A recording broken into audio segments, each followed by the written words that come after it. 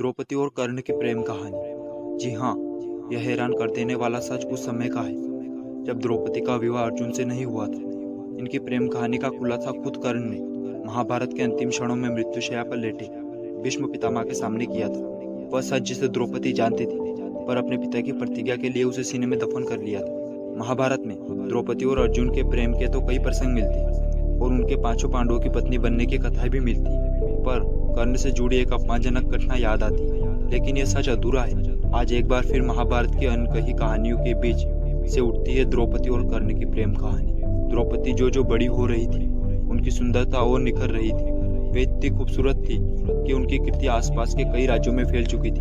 वे जितनी गृह कार्यों में निपुण थी, उतनी ही युद्ध और राजनीति में भी। दुर्योधन द्रौपदी से विवाह करना चाहता था, लेकिन द्रौपदी का पहला आकर्षण कर्ण थी। द्रौपदी के कानों में कर्ण के शौर्य और साहस की खबरें आई थी।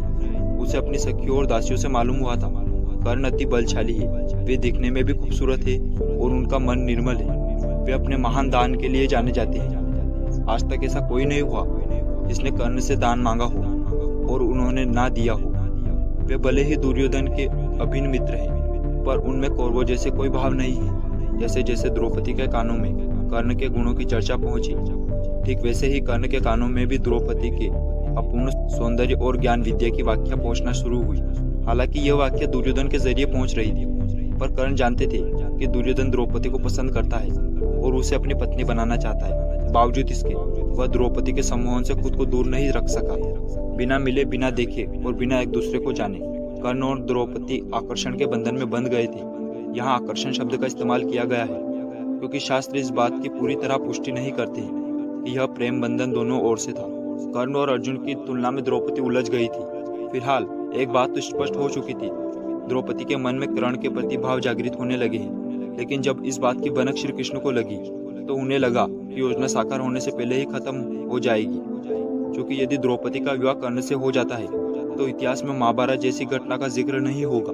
क्योंकि कृष्ण नियति के ज्ञाता हैं, वह सब कुछ पहले से ही जानते थे, इसलिए उन्होंने इस मामले में चतुराई पूर्वक हस्तक्षेप किया। द्रौपदी ने कृष्ण से अपने मन में कर्ण के प्रति जागृत हुए भावों का जिक्र किया। कृष्ण ने द्रौपदी को कहा, तुम्हारे जन्म के साथ ही तुम्हारे पिता की प्रतिज्ञा बंधी हुई है। वह प्रतिज्ञा जिसे पूरा करने के लिए लोक माया और भविष्यवाणी हो चुकी है, जिसका होना तय है। इस योजना को सफल बनाने के लिए यह जरूरी है कि तुम रानी बनो, ना कि दास की पत्नी।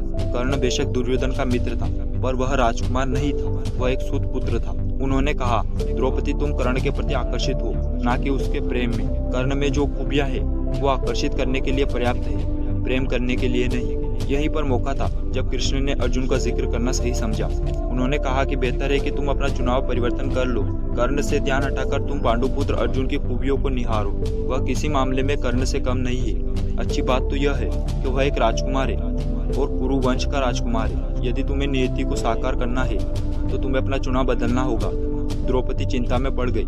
उसके मन में कर्ण की काल्पनिक तस्वीर बन चुकी थी। इस तस्वीर को हटाना और अर्जुन को मन में बसाना आसान नहीं था, वह भी यह जानते हुए कि कर्ण और अर्जुन किसी मामले में एक दूसरे से कम नहीं है। उसके सामने दो रास्ते थे। पहला, अपने दिल की सुने और कर्ण को मौका दे, या फिर सब कुछ भूल के अपने पिता की प्रतिज्ञा का मान रखे और वह करे जिसके लिए उसका जन्म हुआ है। दिन बीतते गए और वह दिन भी आ गया। राज्य में द्रौपदी के स्वयंवर का भव्य आयोजन रखा गया।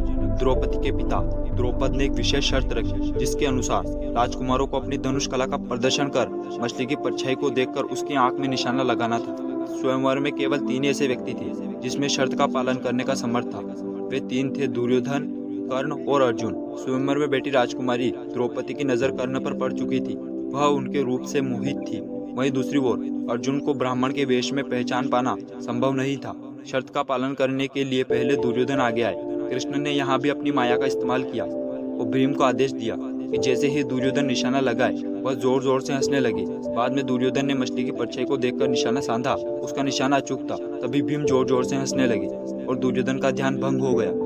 आखिर निशाना चूक गया। दुर्योधन का द्रौपदी से विवाह करने का सपना अधूरा रह गया। द्रौपद ने दुर्योधन के बाद कर्ण को मंच पर बुलाया। अब समस्या यह थी, यदि कर्ण शर्त जीत लेता है तो द्रौपदी के पिता का वचन अधूरा रह जाएगा। कर्ण ने अपना धनुष निकाला और तीर साधा ही था कि द्रौपदी उठ खड़ी हुई। उन्होंने अपने मन पर पत्थर रखकर सभा में सभी के सामने कर्ण का अपमान करते हुए कहा, कर्ण चाहे जितने भी बलशाली है, वो है तो एक सूत पुत्र ही ना, और मैं एक राजकुमारी हूँ और मैं सूत्रपुत्र से विवाह नहीं करूंगी।